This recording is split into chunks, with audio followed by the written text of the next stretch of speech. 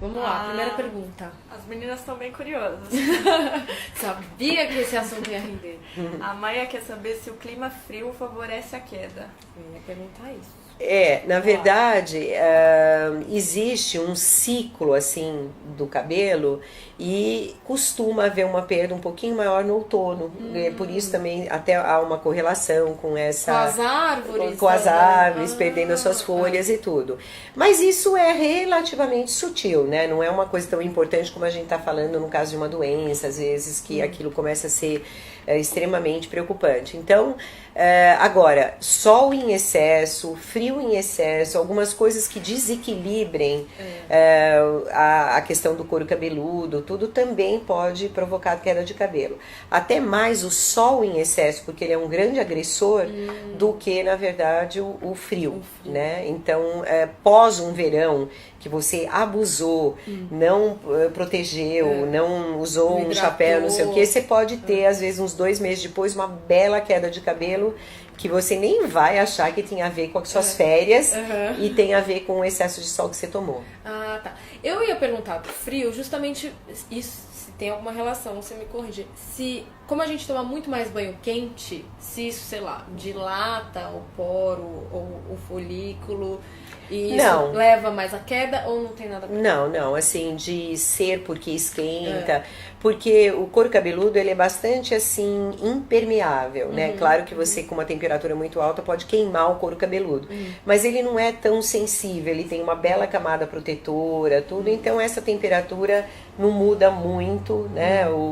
A queda para mais ou para menos.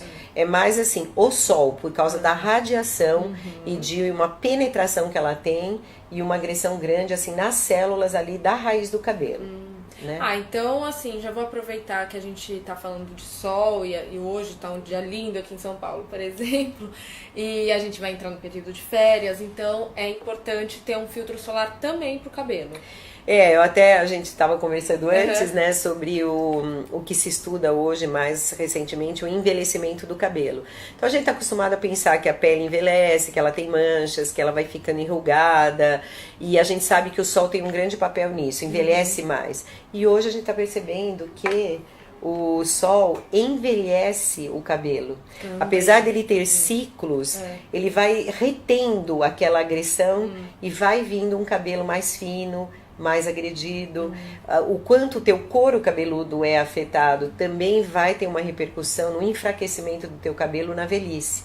Então, quando a gente pensa hoje em dia em proteger, não é também simplesmente naquele momento que você tá querendo que o cabelo não resseque mais, não fique mais queimado, mas também no teu futuro, no envelhecimento desse cabelo. Você tá, à medida que você usar um boné ou que você proteger com filtro solar, você tá evitando o envelhecimento do teu cabelo, né? Mas você diria que a gente teria que usar o protetor todos os dias também no cabelo, assim como na pele? Ou...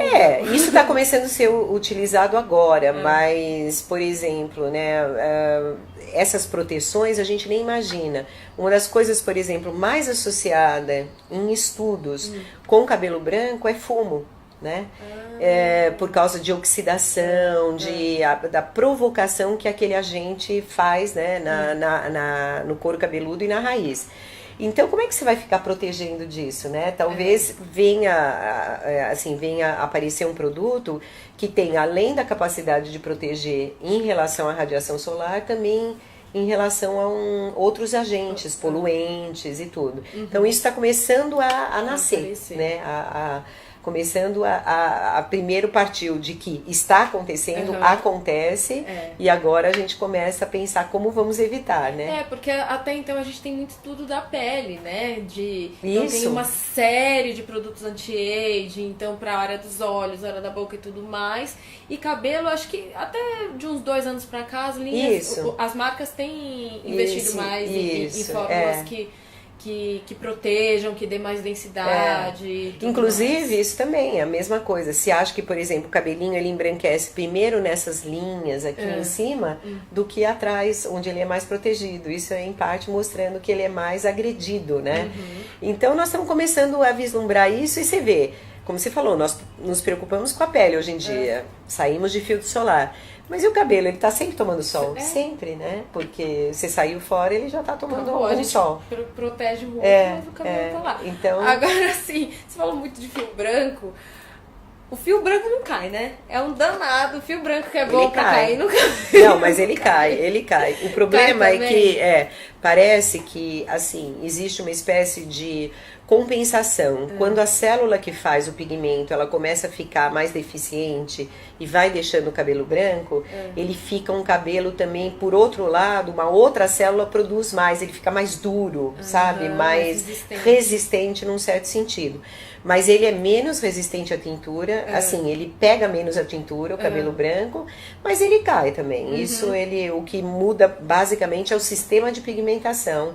E ele fica um fio diferente, mas ele continua fazendo o ciclo. Isso não muda. Esse ciclo é de quanto tempo? Então, um fio, em média, ele fica crescendo por 4 anos. Passado esses 4 anos, essa é a chamada fase anágena. Você vira isso em algum lugar, assim, esse nome difícil, né?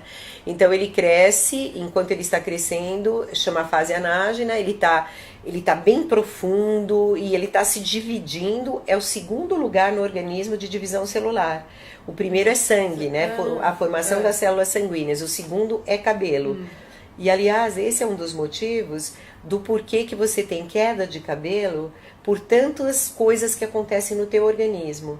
Porque é como se o organismo, assim, vamos supor, você está com uma pneumonia, está doente, está com febre, está mal. O teu organismo é como se ele dissesse: olha, estou gastando muita energia com o cabelo crescendo. Então eu vou empurrar um monte de fios para o repouso para não gastar essa energia.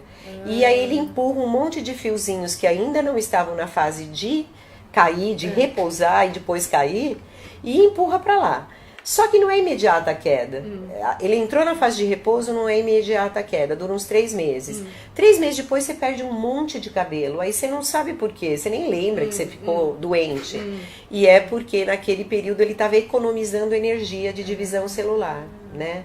Então, na média, um fio cresce durante 4 anos. Pode ter gente que tem uma fase de crescimento de 2 e pode ter gente que tem uma fase de crescimento de 8, assim, geneticamente falando. Então, por isso que tem aquela pessoa que fala: meu cabelo não cresce. E pode ser mesmo, que se ele só cresce 2 anos, ele nunca vai passar de um certo... E tem outra que vai lá no pé. Então, isso é dependente desse ciclo. Mas a média é 4 anos, 3 meses nessa fase de repouso e algumas semaninhas aí entre uma transição de um e outro, né? Depois, automaticamente, ele cairia e voltaria outro no lugar e assim vai, constantemente. Então, tem muita especulação sobre isso. Será que nós temos um número de ciclos pré-determinado? Será que se a gente viver 200 anos, a gente vai ficar todo mundo careca? Né? Interessante. Pode ser e a população está envelhecendo agora. Exatamente. Então, a gente deve ter essas respostas aí. Vai começar a aparecer. Né? Agora, a gente está falando muito da causa e tudo mais, mas e para tratar isso? Como que funciona? É a base de shampoo, os nutracêuticos também, eu imagino, os nutricosméticos e nutracêuticos, eu imagino que deva ter um papel também aí de uma suplementação boa. Como é que funcionam os tratamentos? Então, funciona assim, primeiro de tudo, tentar descobrir a causa, né? Então, por exemplo, se eu tiver frente a uma pelada, que é chamada também de alopecia areata. Então, ela é uma doença autoimune, que dá aquelas rodelas, você pode perder... Você observa... Isso, parece uma bolinha de ping-pong ali, um pedaço sem cabelo nenhum. Não tem inflamação, não tem nada, você simplesmente vê uma área, em geral, redonda, sem cabelo nenhum. Às vezes é o cabeleireiro que descobre, de tão sem sintomas que é. Assim, a pessoa às vezes nem percebe. Então, isso é uma doença autoimune, você tem que fazer infiltração de corticoide, você tem que tratar especificamente. Você tem uma alopecia cicatricial, que o local, a raiz é destruída e você vai virar uma cicatriz ali. Então, é um outro tratamento.